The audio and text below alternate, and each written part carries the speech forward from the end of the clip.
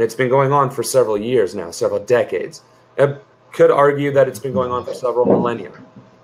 The fact of the matter, however, is that this administration chose to follow through with a 1995 resolution that declared U.S. foreign policy that Jerusalem is the capital of Israel. But for the past 20 years, it has been deferred because they did not want to cause strife and violence in the region, which is exactly what happened. Now, that being said, just because the United States believes that the capital of Israel should be Jerusalem doesn't mean that Israel or Palestine or anybody else actually has to agree with it. That's just the United States of America saying, you know what, I'm going to stick my nose where it doesn't belong.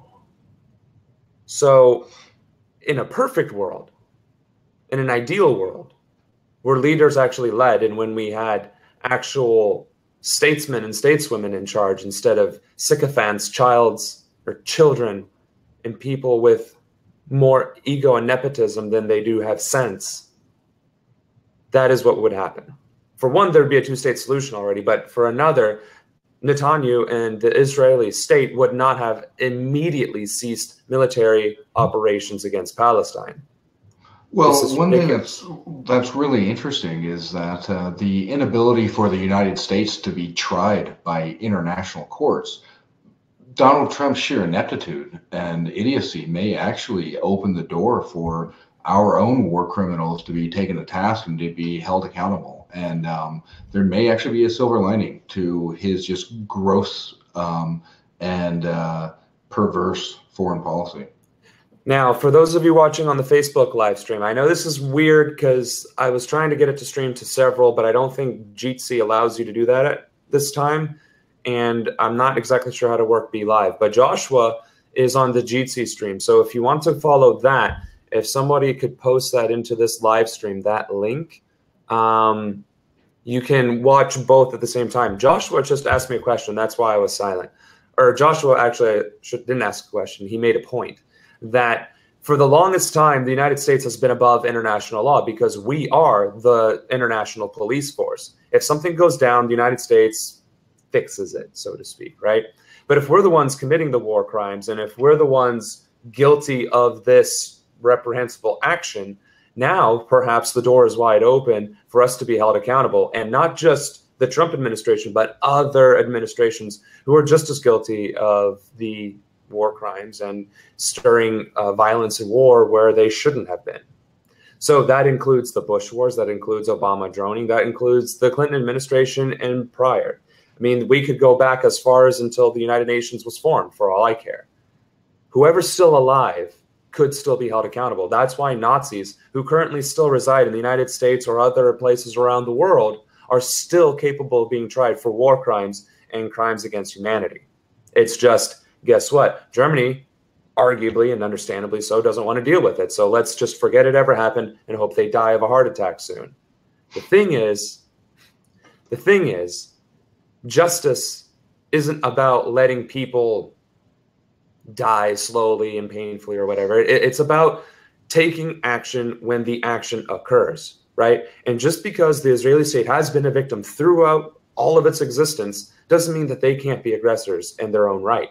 And in the case of the Palestinian and Israeli conflict, the Israelis are the aggressors, and we are the ones that are enabling them. That is unacceptable. That is not our role in the world, or at the very least, it shouldn't be. Now, granted, I understand that the United States has been sticking its nose in conflicts across the world that it shouldn't have been for decades. Vietnam comes to mind, the Korean War conflict, literally anything having to do with Africa or South America, and anything else having to do with Central Asia. We have no business being in any of those areas, and yet we always are. We just found out that we've been in Africa for the past 5 or 6 years, doing whatever it is we're doing, probably securing natural resources from the war-torn African nations, which, by the way, are we the ones causing it?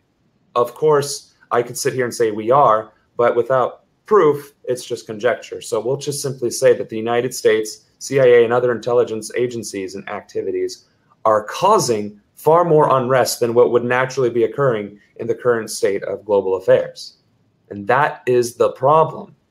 And as someone who could be called to serve and to fight and to go over there and put their life on the line, I do have a problem with that. Not that I'm unwilling to fight or to die or to risk my life for this country. Not at all. I have volunteered several times to go on convoy duties, combat zones, and TCN duties.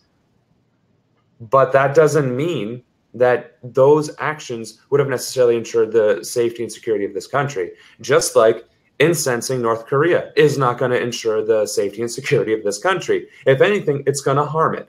For one, the North Koreans have finally created a missile capable of delivering a nuclear warhead.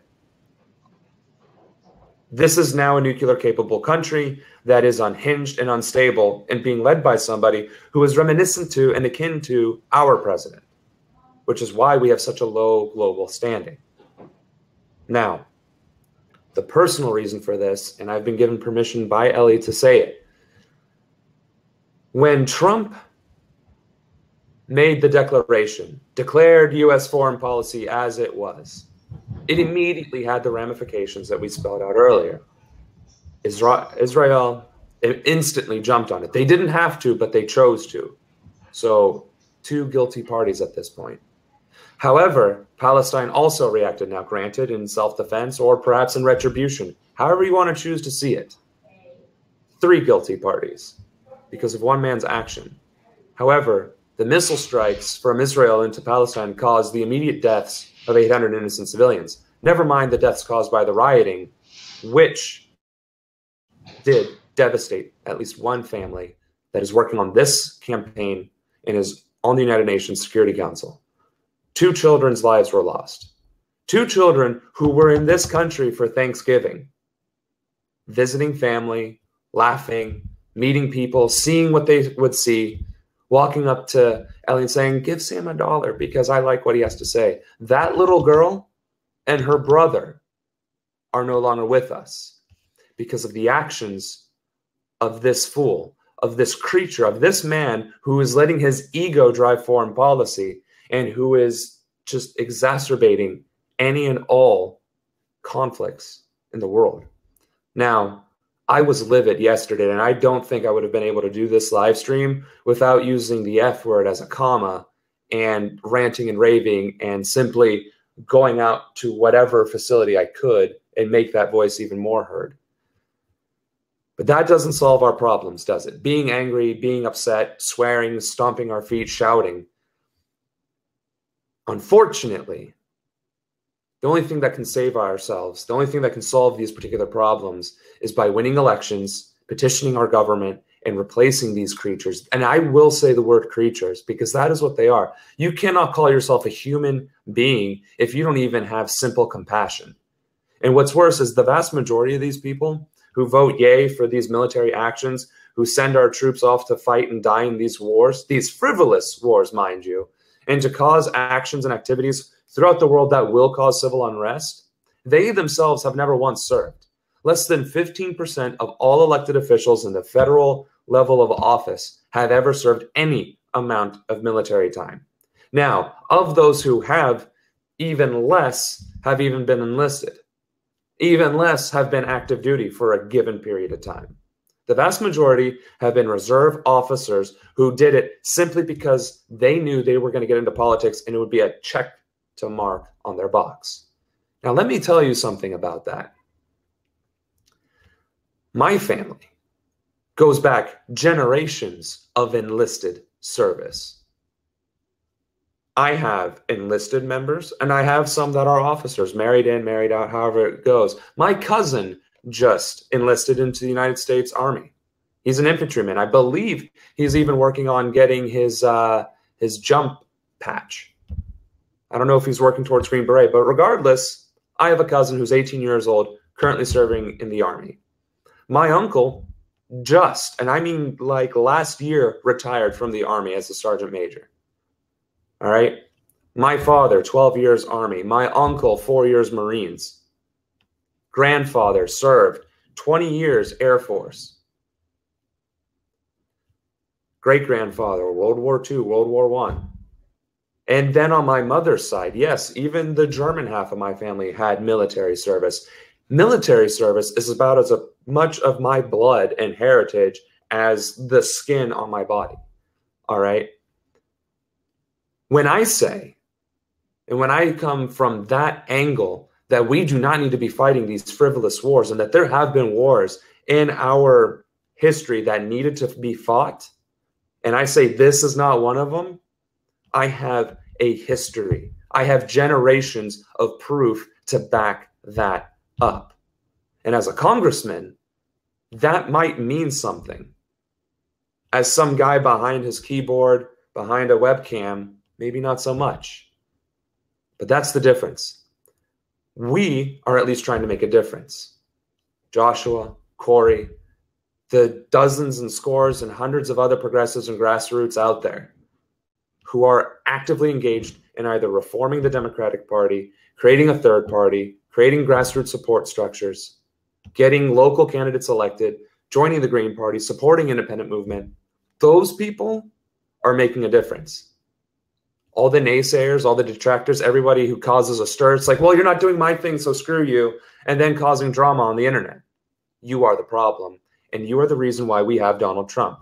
I'm not saying because you voted third party. I'm not saying because you voted Democrat or even that you voted Hillary, or maybe you did vote Trump in the general or primaries. It is because now, when you see the fruits of that labor, when you see the reality at present, you still do not take meaningful action. You sit behind your computer. You support Israel attacking Palestine over Jerusalem. You support Bernie Sanders voting for unanimously with all of his other 89 senators to keep this particular 1995 resolution in effect, knowing full well that we have a child in the presidency. If we're going to make a difference, we have to start working together. If Anna and Adam's death do not put it into perspective for you, what will? Does the war literally have to come to your front doorstep? Do you yourself have to be drafted to fight overseas against your will before it starts making sense to you? Does everything that you hold near and dear to you have to be stripped from you, kicking and screaming, tooth and nail, before you understand that there is more than one path open to us? If you're in California, go right ahead and run as a Green Party candidate, but do not attack me and do not attack anybody else in the Rust Belt or in the Midwest or in the South for running as Republicans or Democrats, because that is the only choices available to us. Support their endeavors or focus in your own small area. Focus, but do something. Don't just lambast. Do not just cause tension and animosity and drama. That serves no one. All it does is ensure that those incumbents, those 435 creatures in Congress, I'm trying really hard to keep it professional here right now. If we continue on the way we are, if we continue to ignore the help and the resources at our disposal and continue to do what we think is right rather than assist those around us, Donald Trump stays in power for another 4 years. Paul Ryan gets reelected in 2018. Mitch McConnell keeps his seat. Well, hey, Sam. Hey, so Ro Khanna, he's been in office for a year now, and he's already the idea man in Congress. And so progressive, or rather grassroots ideas, are ideas that can propagate, because the American people actually want these things. We are far further left than we're told on mainstream media. People actually want social welfare programs and less corporate welfare programs. And so if you actually speak with that voice in a sincere way, the American people really respond to that. And we have a congressman who's been in office for a year, and all his ideas are taking fire. So what Joshua said, for those of you watching on Facebook, was that Ro Khanna is pushing and carrying the populism flag in Congress, and that it is taking off by storm. This is something that we have been reiterating, we as in grassroots, since the DNC stole the election from Bernie Sanders. And this is true. This is the point that we've been trying to make with our voice, with my campaign running as a Republican, with cross-endorsing and cross-promoting across party lines, because it doesn't matter the party affiliation at this point. And I was just done canvassing getting 18 signatures out in 29-degree weather. And as much as I despise Donald Trump, saying drain the swamp is what people wanted to hear. Not because they particularly are informed and understand that what's going on with the Trump administration is terrible, but that the idea of getting rid of these corporatists, of these establishment, these people who no longer care, people are aware of that fact. And it's a matter of reaching them. Fine. In my district, I have to start saying, hi, my name is Samuel Ronan. I'm running for Congress, and I have every intention of draining the swamp. Can you please sign my signature petition? And that's how I'll get wins. That's how I'll get signatures. You know what? In California, it might be different. All you have to say is, I am a grassroots progressive. Done. Sign my petition, vote for me. The matter is, and the point that Joshua just brought up, was the fact that populism is on the rise, and that is what we have to embrace, and that's what we have to push forward. However, our constituency will accept it. We can't just shove our ideas and our rhetoric and our talking points down people's throat if they don't understand it, because we might be talking the same thing. Drain the swamp and grassroots progressivism is arguably the same tactic, different terminology. And of course, one stems from a horrible human being, and the other stems from me, not us. And Sam, I like to say, know your audience, speak their language. You know, they can only understand you if you speak their language. And drain the swamp in conservative America and grassroots progressive in liberal America. And Corey just reiterated that for those watching on the Facebook. It's verbatim. For conservatives, it's drain the swamp. And for liberals, it's grassroots America. So these are the tools. These are the methods. These are the actions we must take if we want to be victorious. We can't simply say, oh, yeah, sure, we'll help you. Oh, yeah, sure, we'll give you money, and then do nothing. Doing nothing is what gave us Trump. 46.9% of the voting populace in this country stayed home. We need to get people out. We need to get people to the ballots, to the polls, and start pushing the progressivism, whether it's drain the swamp progressivism or grassroots progressivism. Either which way, however you have to translate it, is what we must do. And isn't that statistic even worse for primary elections? There was a runoff election just a few days ago where it had 5.45% voter turnout. The special election in Los Angeles back in February, March timeframe had a 12.9% voter turnout, if I'm not mistaken. And that was a special election. That would have been an easy win for the Democrats or for the progressives to pick up a spot. And instead, we combated each other, split the vote 5 different ways, and corporatists won. So I will transition further to this Our Voice discussion. I think that's all I can really say about needing to stand up against the Trump administration and what it requires, what it will take to win in the 2018 elections. So with the Facebook live stream, I encourage everyone to either go to the YouTube or to jump in on the call and actually just chill on it, because I'm not entirely sure there's a seating limit. So if Ellie or some of the other viewers right now could just resend that link and that invitation to both the Jitsi and the YouTube, we can move forward. I'm going to continue speaking through the Facebook live stream, but it might be a little confusing.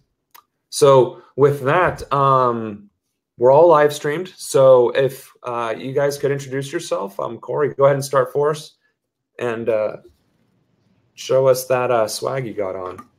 Do we have positive confirmation that they can hear me? Considering this is streaming directly from, I would say so. Yes. Perfect. I'm Corey Henderson. I'm the technical director of Our Voice Initiative. And this is Josh Cameron. He's one of our national leaders. And I've been working in all the free time that I can muster outside of work and family because you know I'm a technology guy. I'm a nerd. I'm putting everything that I can into how can I build a process that makes it easier for Americans to engage in a civil manner. And that's why I'm working on the mobile app. That's why I'm working on, a consolidated way to be able to see who represents you in all offices in the same way across the country. And I'm getting pretty close to what I would consider an outside of beta release of the app. I don't have a time frame, but it's within grasp. And my goal is to have this out and battle tested, to work out all the bugs before the 2018 primaries. Because I want people to be able to use an app to engage. Because I know not everybody can go to the caucuses, and I know not everybody, even knows what's what with that. Ask any random American about, how involved are you in politics, and the answer is almost always not at all. And we need to change that. And if our growing millennial population is glued to their phone, then we need to put it in their phone. Well, it's again coming back to your point about speaking their language. If I consistently tell you to conform to my ideas, that's pretty self-important. Chances are I'm not going to give you the incentive that you need to buy into my ideas, because I'm now browbeating you and telling you to conform. And so it's a very smart way to be able to kind of hijack a system. A hero of mine, if you will, is the Joker, and not so much because he's an evil guy, because I'm not really drawn to his evil. I'm drawn to the idea that he disrupts the system. I'm convinced that if the world were evil, he'd be good just to disrupt the system. And so I think that his ideas can be hijacked in kind of the where the other side of that coin is then Batman for justice. And so you can have action to disrupt. And right now, that's what I think our voice can really do, is provide that disruption. And in that sense, that's why I typically show up to protests with an American flag and a bullhorn, because I'm trying to ping the system, trying to cause these disruptions to get people to, it's like, Milhouse was trying to get somebody distracted on The Simpsons. Look at Bart, he's doing stuff. Look at Josh, he's doing stuff. And then if you see my Our Voice swag, where I guess right now I'm wearing Cannibal Corpse, but if I'm rocking the Our Voice swag, then we really, I hope I can draw people to these ideas and to these mechanisms that I think that can be expressed in a manner which helps us regain our democracy, if you will. And one thing I just want to point out is, when I was first starting to get involved in politics, I remember seeing, those Facebook online surveys of, which candidate should you vote for, and taking one and it saying that I agree with Hillary Clinton and Bernie Sanders, 95%, and just kind of going, what? They're vastly different. Sure, they're both liberal and they're both Democrats, but they are worlds apart. And there seems to be a lot of disingenuous comparisons that are being made in the world, and that your stripes are either blue or red. And the reality is it couldn't be further from the truth. And I pushed really hard to get a set of 25 questions that get a pretty broad spectrum that cover pretty broad spectrum of issues that can really show you where you stand in comparison to other people, and try to make the questions as unbiased, and where you can't not show bias, have other questions show the opposite bias, to try to get a real sense. And what I found in the people that I've had take the surveys here locally is lots of people answered this questions the exact same way, and they were blue dog Democrat and hardcore Republican. And there are a few key issues that they disagreed on, and that, that's to be expected. But for people to have such similar values and then hate each other over just so few things, and then draw a line in the sand, and then we all lose because of it, that's what I want to solve. I want to bring us together. I want to set differences aside for a collective goal, and that's why I'm doing this, really. So With Our Voice app, I know we're doing this the stream through this Jitsi software, and I certainly don't know how to use it well enough to do a share screen or anything. But if there was a way to figure out how to do it on OBS so we could all have a nice conversation, we could talk about the other thing we're building, which is the candidate directory. So one of the things I really wanted to bring up when talking about Our Voice in the app, I think most people understand, have the gist that it's a canvassing app, that you can go there, you can knock on doors, you can get people to answer these questions. But why should someone just download this app and just arbitrarily go and start knocking on doors? How can they do it with some sort of greater meaning? Who can they find to support in their in campaigns or in grassroots efforts? How would they even go about doing that? Well, so the current version of the app is basically just canvassing, but a future release will contain the geolocation. Okay, this is where you are. These are the offices that represent you, and here's who holds these offices, and here is with our directory that we have on our website, who is the challengers. Also, when people sign up with our directory, they answer those 25 questions, based on their beliefs, and then the app will rank the candidates based on how well that they matched on the survey. Now, a candidate will float to the top if they agree with you the most. That doesn't mean you should vote for the one at the top. We lost your mic, dude. Yeah, sorry. I noticed that. It doesn't mean that you should automatically vote for the person at the top, but it gives you a pretty good quick glance of, oh, hey, here's your state rep. Oh, wow, he answered the questions 38% similar to you. Maybe, yeah. So what you're saying is, with the app and your survey, answering the survey on your own user profile, and then linking those answers to the candidates on the candidate survey, we can truly circumvent the party system, because we will find people who match our values and our ideals, irrespective of how they might be running for office at any given time.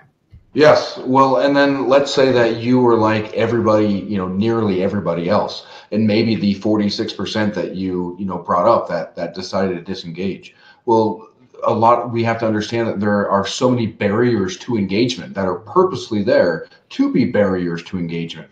And so if we can have invitations to engagement, well, then now we're circumventing these barriers. And the more that we can invite people who don't have time to say, you know what, this is how you can make an informed decision, take 10 minutes, 15 minutes to fill out this survey. And instead of us telling you, hey, you're a communist, or you're a socialist, or you're a radical right winger, or you're a libertarian, we say, hey, based on how you voted, this is who also agrees with you. I'm not here to vote for you. I'm here to augment your voice. And I think that at the end of the day, if we can have an honest disagreement within our government, then we can at least get somewhere. Where right now we have a dishonest disagreement simply because people are paid to be disagreeable for the sake of being disagreeable. And if that's all you have is disagreement for no other purpose than to disagree, then there's nothing you can do. And then on the flip side, we also have another faction that just seems really willing to want to just sit on their hands and do nothing, just kind of watch it go and wag their finger. Well, we shouldn't be doing this because this is what adults don't act this way. Don't you know that this is not class? Well, you know what? In the fight for our lives, if we're in a foxhole, I'm not really worried about class. I'm not really worried about if you align yourself exactly the same way that I do on higher areas. I'm trying to align myself on Maslow's hierarchy of needs. And do we have the means for life? Do we feel safe?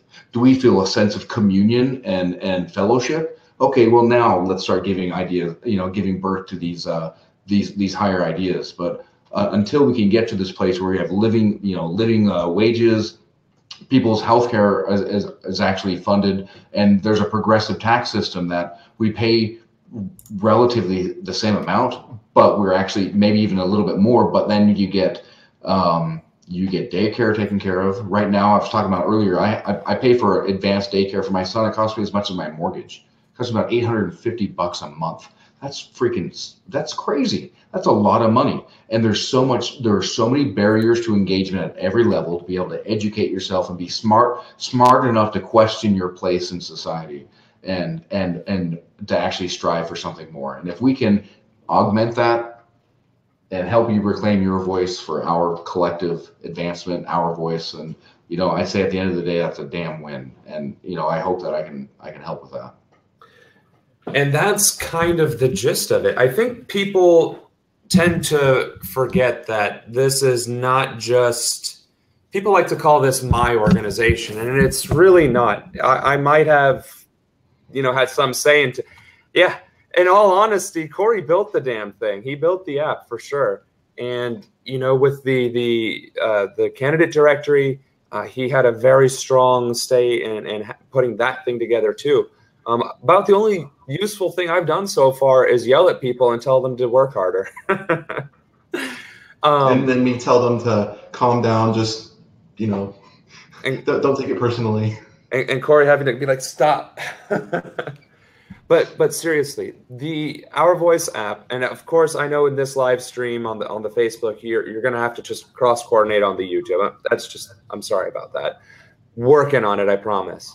But for those of you watching on YouTube, the Our Voice app is more than just an app that's free that allows you to knock on a couple doors, keep a couple of pieces of information. When you go and knock on doors, and when other people go knock on doors, and that data goes back into the back end, which I know, Corey, you explained to me the difference, but the website back end to where it stores all this information, it becomes then available to everybody. You can see on your map what you have accessible, what's already been done. You can even individually look at the answers that are there. We're also eventually working on, not sure when, because that's up to Corey, when we can do the individualized and personalized questionnaires as well. So that if you're running for, say, Congress, you don't really need to be talking about if you're running for school board, you don't need to be talking about foreign policy. You need to be talking about the school system in your district and the things that you're going to do, those 5 or 6 things or whatever. And that malleability, that versatility is what changes the game. Now, on top of that, the candidate directory allows you to see who's currently in office, who's challenging them, and where they all stand. And you can literally take your survey, your answer, your voice, and bump it up against what already exists and see in a very stratified, statistical way, in a list, who you should vote for, irrespective of party. The Green Party has the biggest issue of being relevant and having their voices heard. Put your name on here. Put your name on the candidate directory. You will have more exposure than you've ever had in the entire history of the Green Party. Not because I say so, not because I'm trying to be insulting, but because there has never been a process. There has never been a means for a Green Party candidate to be heard at the same rate, at the same level as a Democrat or a Republican. Even some independents have a better visibility than third parties, because that is more interesting to the media than somebody running as a Green or as a Libertarian. Now, in the case of Ohio, we need to get 3% of the vote for Green parties, or they lose their ability to be on the ballot. Again, the candidate directory, again, the canvassing app. These two tools combined allow you the infrastructure, and not just the Green Party, but you in general. The grassroots movement has this infrastructure at their fingertips. People keep talking about the third party, the third party, the third party. The candidate directory coupled with the canvassing app is the third party without having to be on the ballot. And that's the point. And that is the difference that we've been all trying to convey for the longest time. It's not about which party can we salvage and replace or rebuild. It's about how can we use the system that it currently exists to our advantage so that we can infiltrate it and then make the changes that we need to make. Because at the end of the day, the goal is free and open elections that are publicly funded, right? To eliminate party systems in general. Well, guess what? Our Voice is that step. It is already doing that thing. But it can't succeed without your help. Well, and correct me if I'm mistaken, but as I understand, as you take the survey, you can ping yourself in your geolocation at your house. But then, if you say you're at work and you want to show off the app to somebody, you at lunch or something, you can have them take the survey. When you prepare to knock, it has you confirm your address. You can search your own address and then confirm where your address is and ping your map from a different location. Yeah. And so that way, if you don't have the means, or say you feel really uncomfortable knocking on people's door, you can actually go to the talk to somebody, fill out the survey so that they can get connected and that they can see how the app works. And you can do it in an environment in which you feel safe. And say you're at a protest or you're just hanging out at the symphony. If you have 10 minutes, have somebody take it. And so this is a way to build the database and make it better. And so if you have the means to share with us 30 minutes of your time a week, you could potentially get three people a week. And if you can express that over the course of a year, well, that's 52 weeks in a year. So now you're looking at you just added 156 people to our database. You're one person. And if we can express that across orders of magnitude, then we're going to give a free means for people to penetrate into the political sphere in an effective manner. And we're going to help reduce the hurdles towards their disengagement and their ability to inject themselves in a manner in which is effective. Which is the biggest issue, correct? Is the fact that people may not necessarily be unwilling to vote, but they're disenfranchised with the system itself, and therefore they stay home and don't vote. And of course, most people don't have time to educate themselves on the issues or in politics.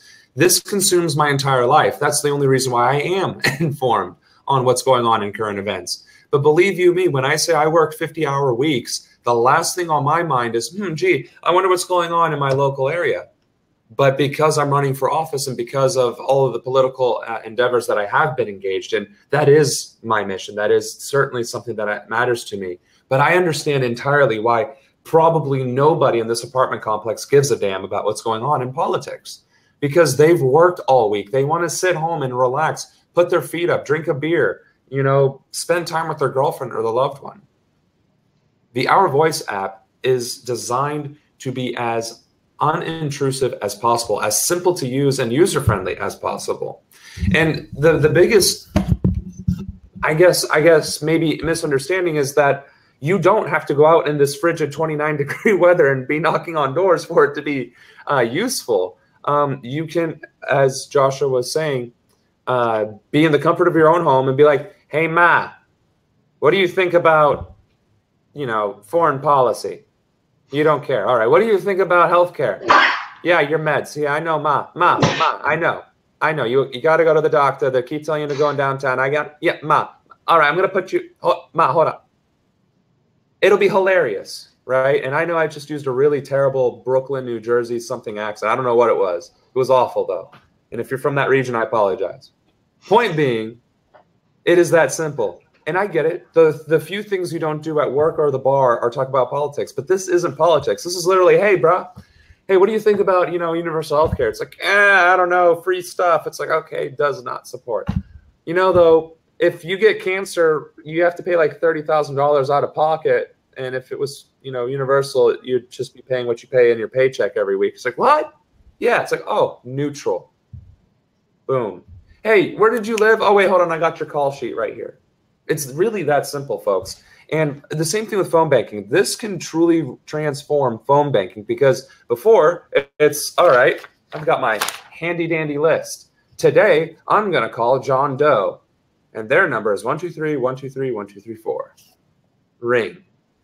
Did not pick up. Damn, that sucks. Well, with the canvassing app, you can now put in that address, hit the yellow beacon, or hit the enter, and it's a yellow beacon, which tells not just you, tells everybody in the country and arguably the world, because it is a geolocation app. So it's literally, if you're on planet Earth, you have access to this thing, that somehow, some way, somebody tried to contact this person and hasn't gotten through to them.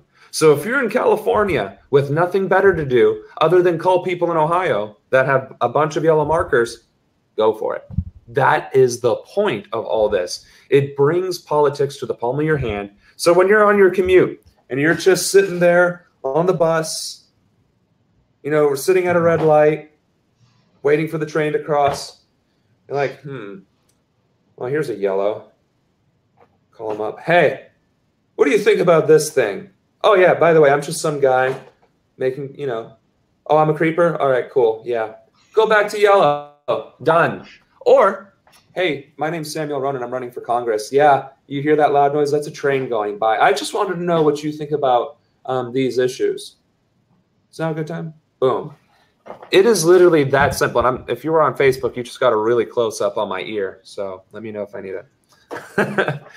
Point is, the app is meant and designed to be user-friendly and easily accessible anywhere. If you have data, you can use it and you can make a difference. That is how simple it is. Now imagine when NPG Van and Nation Builder cost thousands of dollars a month to use, and then you don't have access to it unless you steal the data through Excel exports. Then how good is that data to you? Our voice, the app, stays with you for as long as you choose to keep it. And if you have 100 doors knocked with 100 surveys, that is your 100 surveys. If you knock on 1,000, it's your 1,000. If you knock on 10,000, it's your 10,000. And if you're in a group and you combine all that stuff, you all have access to that group. That's the point. It is about working together and encouraging people to work together. Because let me tell you something about knocking on 20,000 doors in 5 weeks. You have to quit your job. You will get shin splints, and you will probably need to go to the doctor if you're under the age of 25. Or no, over the age of 25, because I was 26 and I wanted to die. And I did knock on those 20,000 doors, and it was not fun. So obviously don't do that. My point here, and what Josh and what Corey are saying, is these tools are free and available. They are at your disposal. Okay? There is no gimmick.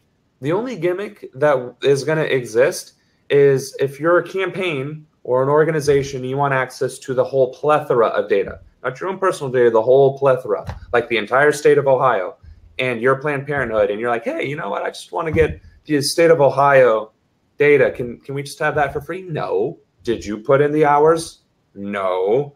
Did you have your army of volunteers going out there and collecting it? Maybe. Maybe you had like 1 trickle percent. But if you want the rest of it, yeah, that's going to be a little bit.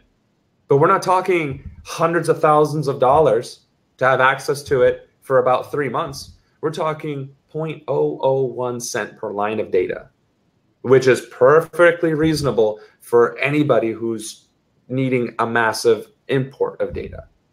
And the money, just want to clarify, money goes to paying for the infrastructure that supports the existence of the app. Because right now the burden's on me. And I can bear it for the short term because it's, you know, not very heavily used. But if we start getting literally tens of thousands of people using it, then we're going to need to live off of, you know, monetization of some form. And if we can make it by with just donations, great. But if, you know, we need to do, you know, customized reporting for a small fee to keep the app afloat, then, you know, that's what we have to do. Well, we also have volunteers that have full-time jobs as well. And so, you know, if we actually have the means to have a means of production and actually make some monetary value, you can actually have some of these masterminds behind the scenes, and we can actually pay them for their work and hopefully secure their entire workload for that week. And so if we have people that are putting in 20 hours a week on top of 40 hours of their other week of their other work, then you know, they're already kind of sapped, and we're not necessarily getting them at their best, maybe. But you know, if you have the means to actually hire somebody outright, then hopefully you can actually you're getting a lot more bang for your buck. And at the end of the day, I think a lot of people that are involved with this organization really want to help out, and most of us are pretty open to new information. I think ultimately that's what it comes down to. Be aware of what's out there, be open to new information. Don't be afraid for your ideas to be challenged, and you know what, try to learn and find what information you can from your fingertips. And see, that's what it comes down to. We're not trying to make money off of this. We could care less about profits. It's simply about keeping the system alive and available and being able to get people to hire the contractor, so to speak, to finish the processes that we ourselves can't do. I mean, I'm capable of doing a great many things on Excel, but not real coding. And that burden lies on Corey. But Corey does a different type of coding for a living, not this, well, app development, for lack of a better word, or something that's easier to understand for people. So if we had a couple grand, a couple $100 to throw this money, you will be able to do this thing so we can get this new feature. That's what it's all about. We're not trying to get rich off of this. We're not trying to become Bill Gates or start, OkCupid for our voice. We are literally just trying to create an infrastructure and process that is sustainable for you to use at home and to use on these campaigns and to use at these activist rallies. If everybody had the Our Voice app and linked to each other, are you kidding me? We could dominate, and that's the point. Our strength is in numbers, and that's why this app was designed to be as versatile and open source as possible. Same through the candidate directory. Literally, all you have to do is press a blue button to say add candidate, put in your information, make an account, hit enter, done. To sign up for the app, you download it on your phone, you sign in through Facebook or Google Plus, done. You can start knocking on doors like that. It is a two-step process. Download, log in, go. So that is the difference between MPG Van, where there's like this, oh my God, learning curve. What is this monstrosity? Oh, and I have to ask permission to download information. Oh, and you need to know if they were Republicans or Democrats. And. Whereas this is literally input data, it syncs. If you need it ported back out, you do the thing, and you're done. It's that simple. Later on, we want to create TERFs. We want to be able to do mass exports, and we want to be able to do mass data collection. Yes, that is something that we want to do eventually. But for now, it's on us. And that's fine, because a lot of us seem to have a lot of free time. Now, granted, a lot of us have free time in Ohio, but it's 29 degrees outside. Nobody wants to go out there and knock on doors, least of all this guy. But again, all you have to do, oh, my phone's right there, duh. All you have to do is pick up your phone and call people or text them and be like, hey, what do you think about this? And then put in their address and hit enter, and that's done. If everybody who was watching this and everybody who shares this and everybody who then watches it again and proliferates and shares and whatever, if everybody who even hears about this spent, what Josh said, 30 minutes a week just surveying people. And I'm not saying, question number one, do you give a damn about this issue? Question number two, of 30 or 25 in our case. That's not what I'm saying. I'm saying literally, hey, Jimmy, hey, yeah, I heard you were talking about something the other day. What was that again? Oh, yeah, the universal health care. Hey, 3 things for you. Universal health care is a right. We should make it inclusive with medicines. And if you're old or a child, you should have free health care regardless of anything else. What do you think about that? On board? Hell yeah, brother. Sweet. Hey, yeah, sorry, I just wanted to bother you real quick. All right, gotta go. Done. That is exactly how quick and easy this can be. And I don't understand. I understand the complexities of canvassing and door knocking, and it's not everybody's deal. No arguments there. But you can send out an email list, like a spreadsheet or a list of questions. Hey, what do you think about these things to all your friends? You don't have to be in person. The fact of the matter and the point is that you get the data and then you put it in and then it goes to everybody. If you want people power and if you want grassroots to win in 2018 and beyond, this is how we do it.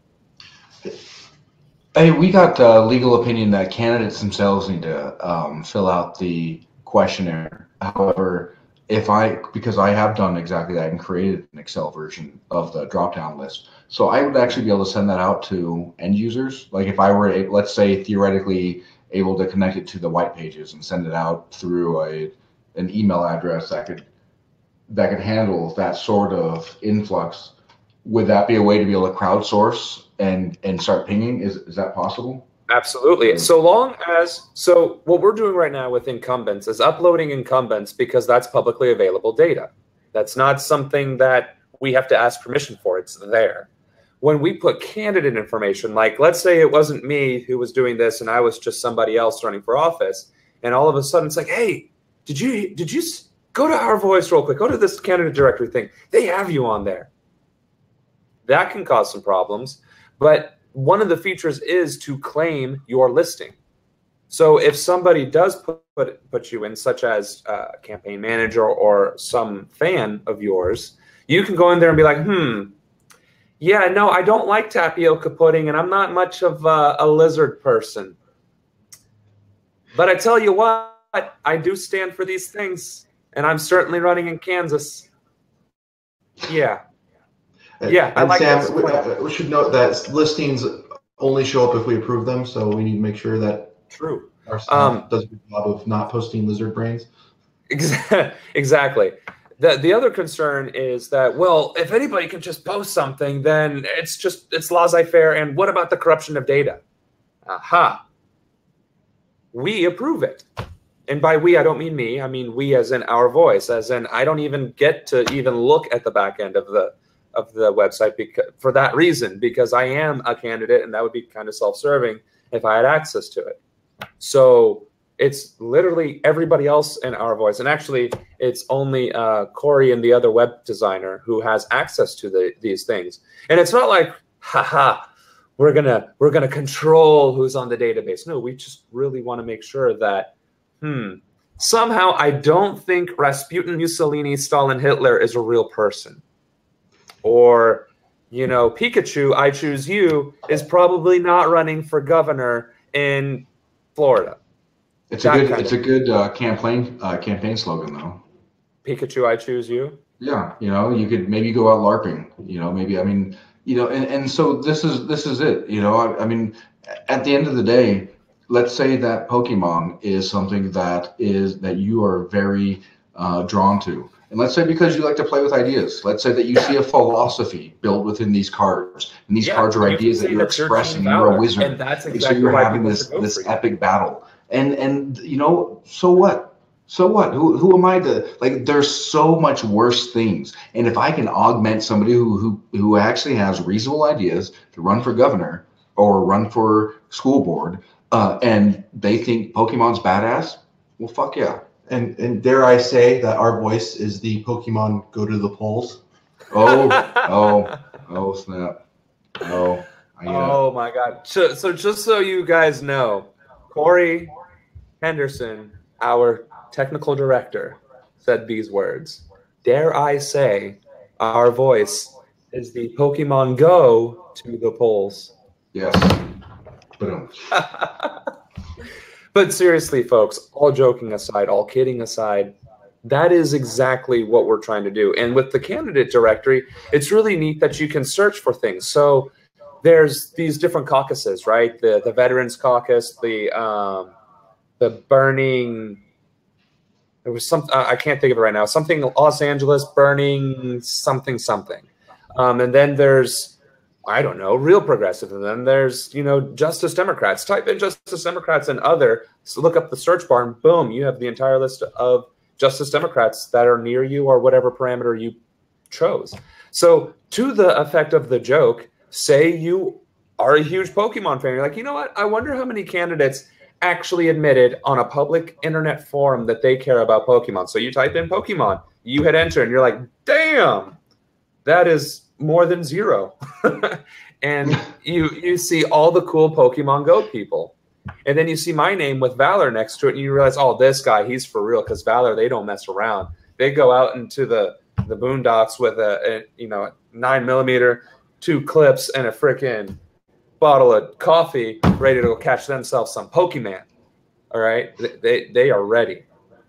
Yeah, those Anyway, I'm not going to prove how nerdy I am at this live stream. Suffice to say, folks. Yeah. I already did, didn't I? That was like 3 minutes ago, by the way. 3 minutes ago. By the way. Hey, I'm a very versatile millennial, okay? Get you someone who can run for Congress, help set up an organization, be in the military, and, you know, play Pokemon Go. Level 30 valid. No big deal. So on Facebook, somebody real quick asked, Ryan Lowry, where's this directory? ourvoiceusa.org/candidate-directory. And again, what we're working on right now is uploading all of the incumbents that currently hold office at the federal and state levels. I don't think we're going to be able to get the local levels because there isn't a really intelligent way to figure out who these people even are, but to also mass upload it. That would be several 100,000 positions. But we will be uploading the House, Senate, and then the state assemblies, state houses, and state senates of the respective states as well, which is amounting to being around 5,000 or so names. So you'll be able to see and how to contact your current representatives. And that's the point too. So when you run against them, when you challenge the incumbent in their primary or against them in the opposing party, you can be like, aha, this is me, this is them. Put it together, and you can even start using it on social media, because the cool thing about the candidate directory is not simply that it puts your name out there. You can share it to social media, and whatever graphics you put on there shares as its well, I'm not sure what that's called, but like you can export your own graphic into the social media stream, and you can comment on it, you can rate on it, you can suggest people to check you out and to check others out. It is a very immersive and interactive directory. And that, I think, is probably one of the coolest things about it is, even if there is a listing of candidates or people currently sitting in office, there's very little way to interact with them or to share that information. I know because I've been looking at all 50 states, and they are boring and very difficult to navigate, for one, and for two. And they are all different. And they are all different. There's no uniformity. Oh, my God. The military in me just had a heart attack when I was like, how do I just... Anyway, the ability to view and to customize and to share and to collaborate and to network is significantly easier with this candidate directory, which is the point. So if you're one of these people that have 3,000 people on an Excel spreadsheet, email them to sam@ronanforcongress.com. And consider the fact that, you know, you're running for House, so that's going to be a 2-year commitment, which effectively right now is a 1 year where you sit down and do stuff, and another year where not necessarily you, but proverbial you, and another year where you campaign. And so if we have a means to have people add individual houses to this database, and you can have a mass aggregate of this information for somebody who's already in the House that says, look, this is how I voted, this is how I show you, or this is how I took this test, this is how I've actually legislated, and tit for tat, I can show you, and based on how I have filled out this quiz and how I voted, I match for 92% or 37% of my district. And so we can actually have a means where hopefully we can get a little bit more towards a parliamentary, if nothing else, a 6-week campaign system where we don't have this gross campaign machine that just gets consultants paid. And so we're only hearing consultant talking points that are so far removed from working class, grassroots freaking needs. And we actually propagate grassroots, working class, true populist ideas that help people, help our educational standards, and help our way into the freaking future, man. Because right now, if we're choking out our ability to learn, do you really think that a bunch of dummies are going to be the world leaders for very long? Like, honestly, at the end of the day, do you think a country full of a bunch of dummies that are bone-gnawing thugs that are just going to, they're going to still somehow be able to lead the world? We can't hear him. We can't hear you, dude. You lost your mic. Sorry, I was typing, and then I forgot that I was typing. But yeah, that's the thing. In this country, for better or for worse, we have a lot of apathy towards everything. And we want things instantly. We want things now. And we're not going to take the time to do it unless you're insane like me and Corey and you. And Corey and Chris and Michelle. And Holly. But my and there's crazy a few others. is compatible with your crazy. And at the end of the day, we're all crazy. And we need to understand that we have these crazy things. All of us are kind of crazy, and that's okay. So often we have mainstream media that lambasts the most human thing about us.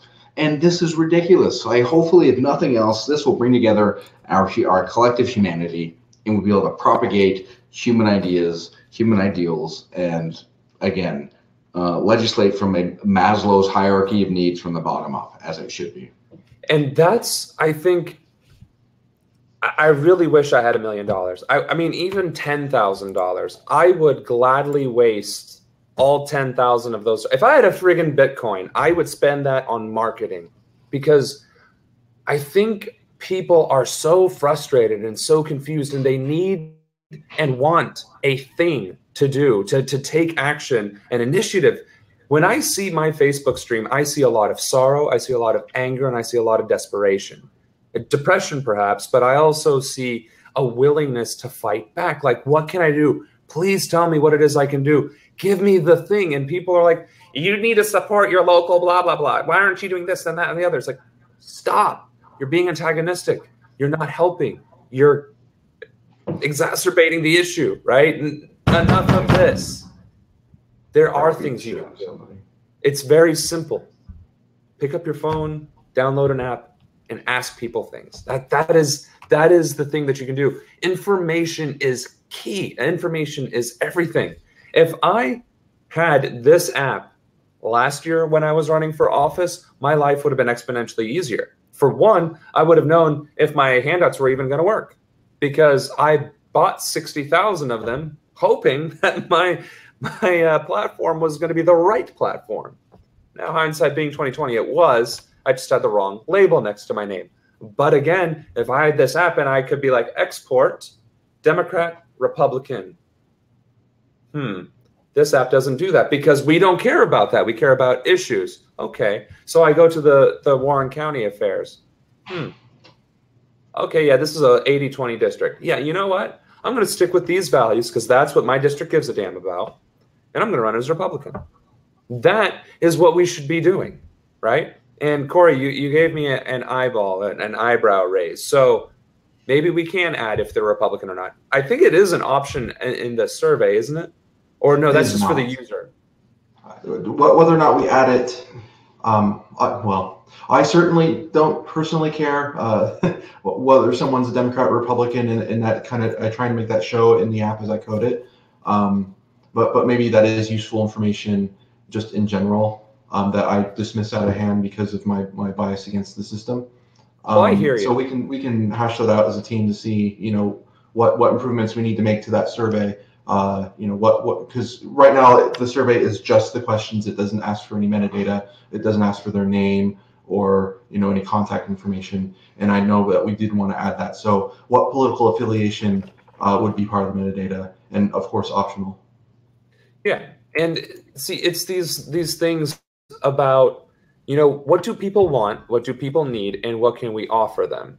And what I've found is that when I showed this app to people, they're like, well, it doesn't do this, so I'm going to continue spending hundreds of thousands of dollars on MPG Van. And I'm like, okay, I mean, I obviously can't make you not use MPG Van and save you lots of money. But how do you think MPG Van got started? It probably started off as a good idea that got taken over by a bad idea and became this money grubbing thing. That's reality. But we can't get the magical thing unless we get the resources and the people to help put it together. And that's where the collaboration comes into play.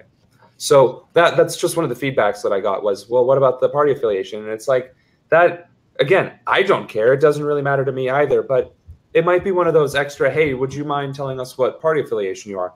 And this is the craziest thing. So on my list, I printed them out specifically to show me who's Republican and who's Democrat. And then I only printed out the Republicans so I can, get them on my list.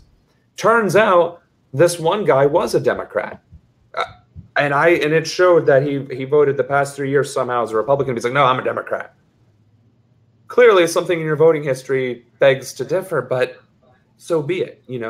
These nuances, these little differences, it goes back to what we were saying earlier, is you have to speak the language.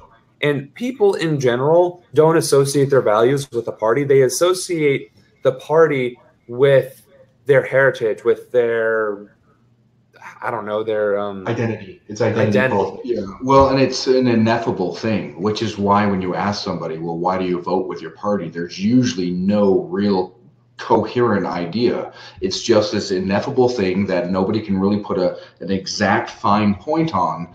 And because it's tapped into your feelings, which is also why when you question somebody on this ineffable idea, it then reminds them in an unfortunate way that they really don't know, what it is they stand for, and typically get angry. And then we get nowhere also. So I actually like the idea that it's not, that we don't have the party affiliation. I think it's just as easy to turn around and then Google if you really are that concerned. I would rather our voice be just simply say, look, these are the candidates that support your values.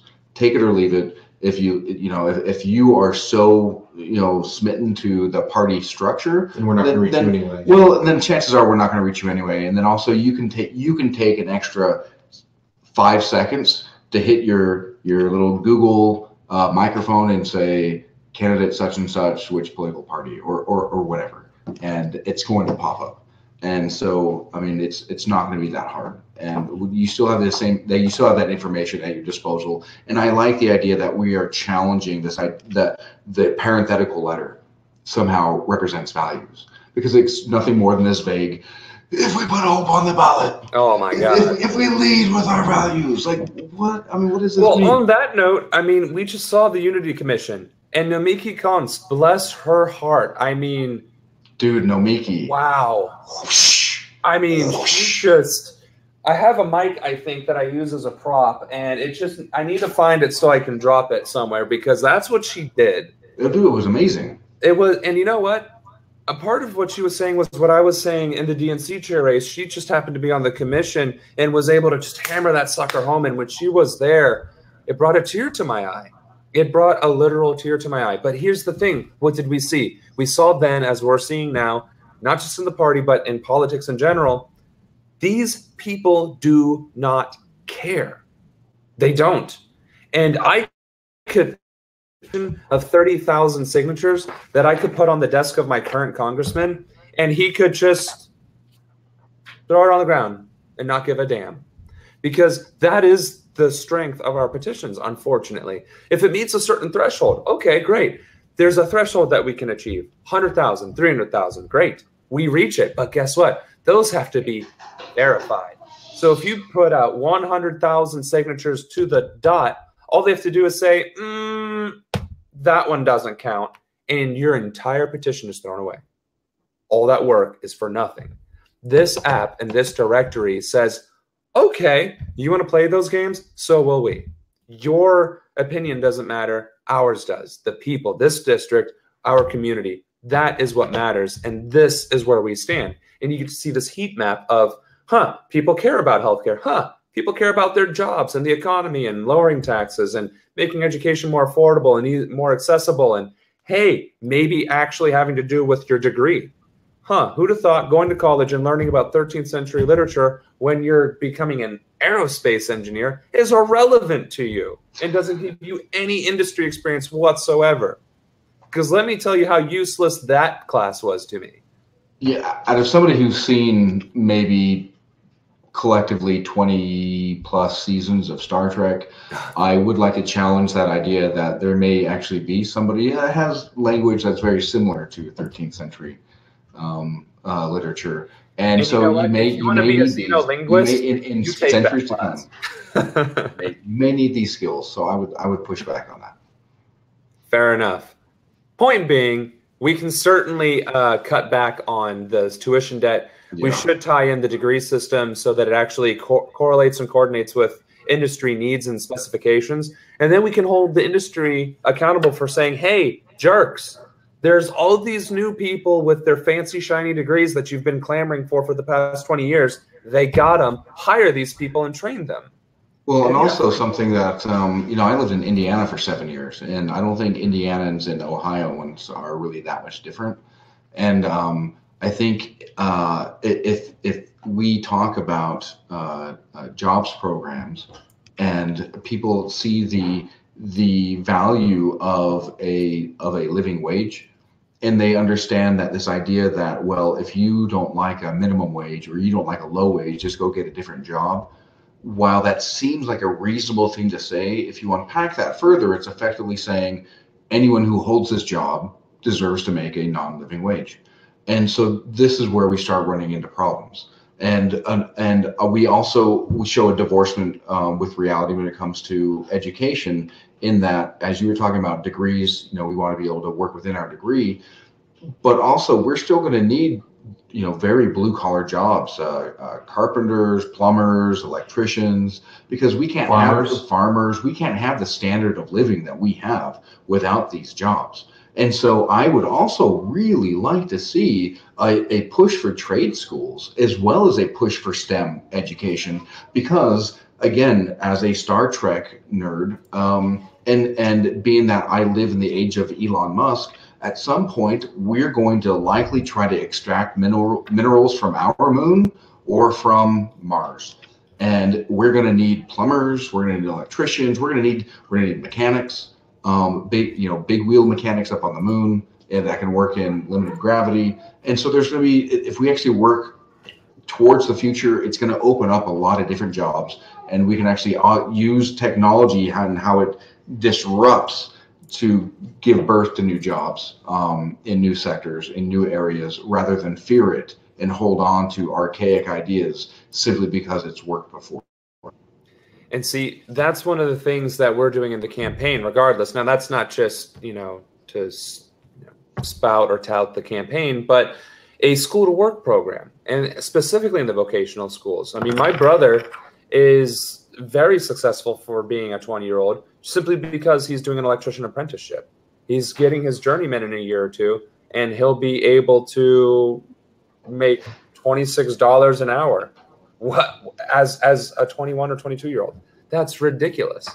So yeah, a lot of our evolution and a lot of our reforms that we need to enact are only going to be possible if we get those people elected. And the only way we're going to get them elected is if we can circumvent the systems that keep us down. And the candidate directory and Our Voice app is the most direct means to that path. Did you guys fall off?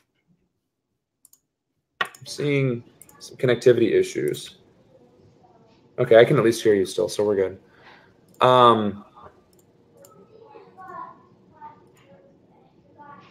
But yeah, I think I didn't realize how much time this is much longer than we normally go for the live stream.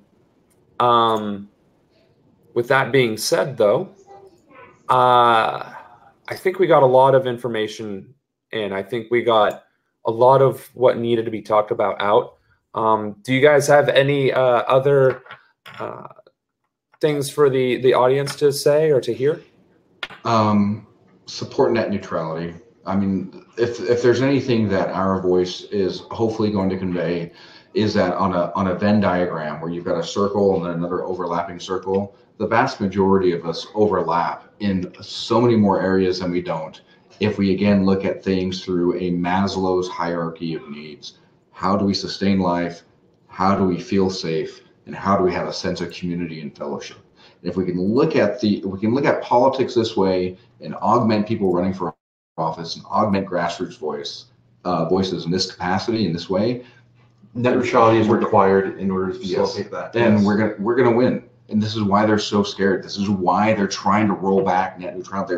This is power being dragged by its feet, and it's clawing its fingers in, and it's trying to. And power doesn't concede willingly. It's effectively what I'm trying to get at. But awesome. Well, that is certainly a note to close it on. So with that, thank you, Corey. Thank you, Joshua.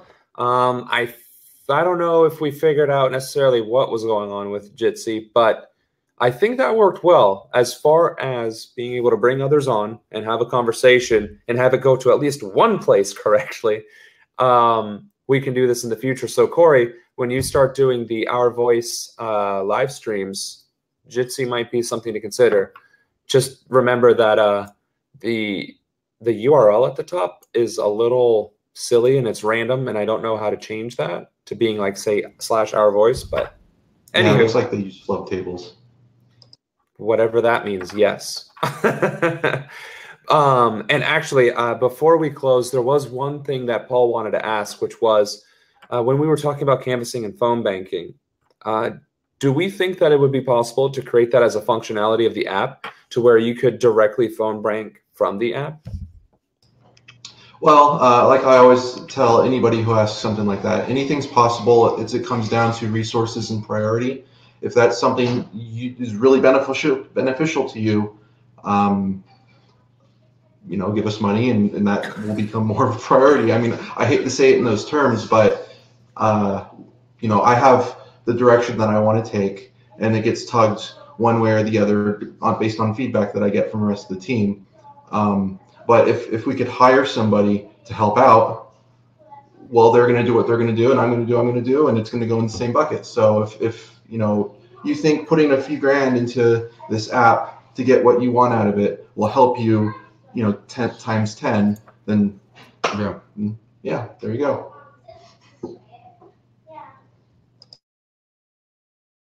All right, I thought you were going to go a little bit longer. I just wanted to respond to Paul real quick.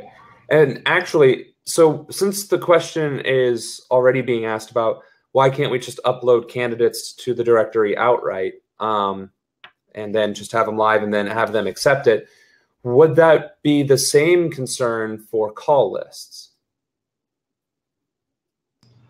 I'm not sure.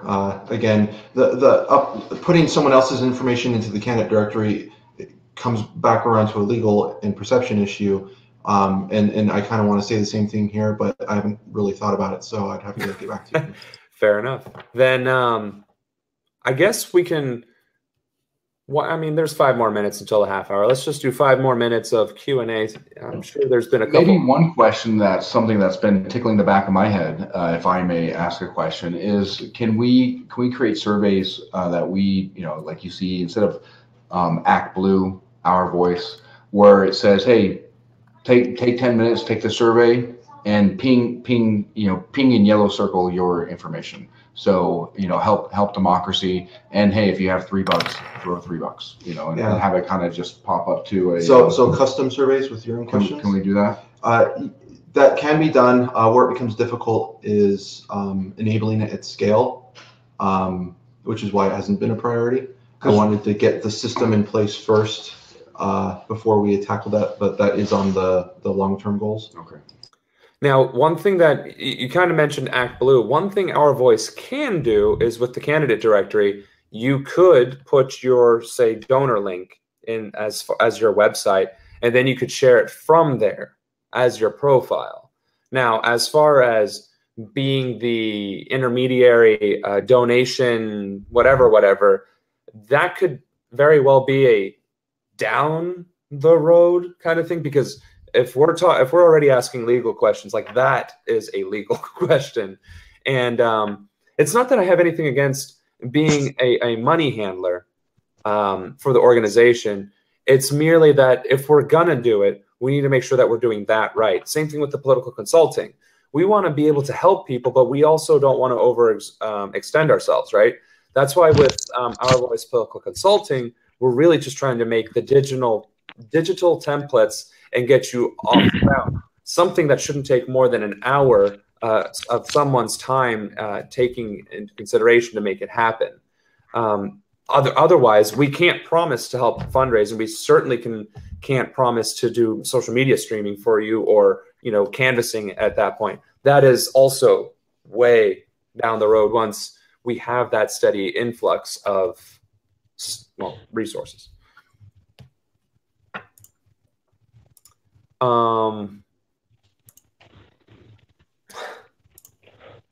Let's see. We just got somebody to join at the last second here. Could you introduce yourself? Sorry that the whole getting candidates to join the stream thing didn't work quite as planned.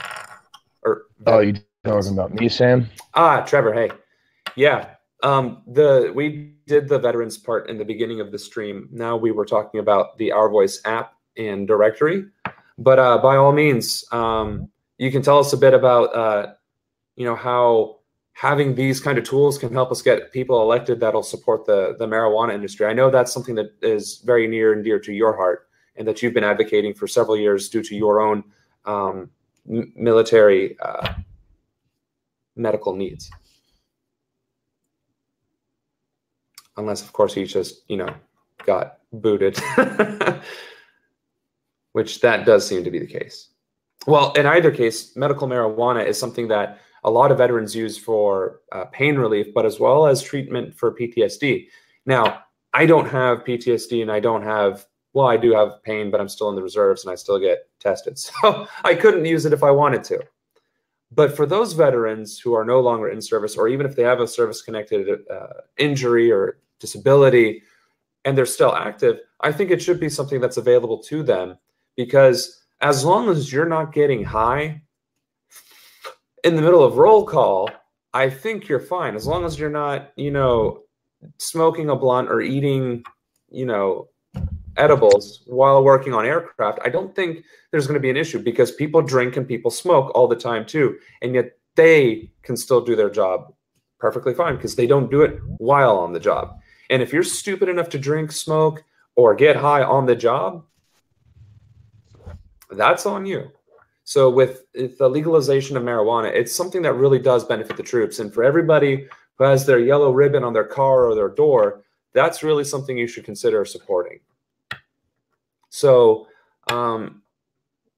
Trevor, we'll work on those technical issues. Joshua, thank you for asking those questions. The more programmers we get, the more funding we get, the more visibility the app and the directory get, the better off we will all be in the long run, because then it can become the standard that helps, promote and proliferate these grassroots efforts. And that's what we want to do. That's literally all we want to do, is provide a service and a support structure. So, ladies and gentlemen, thank you for being on the live stream. My name is Samuel Ronan. I'm running for Congress in Ohio's 1st Congressional. Corey Henderson is with us, and so is Joshua. I don't think it's Adjutant is your last name. What's your last name? Cameron, just Crooked Nose. You can call me the Crooked Joshua Nose. Crooked Nose. Thank you all, and enjoy the rest of your night, and we'll see each other next week.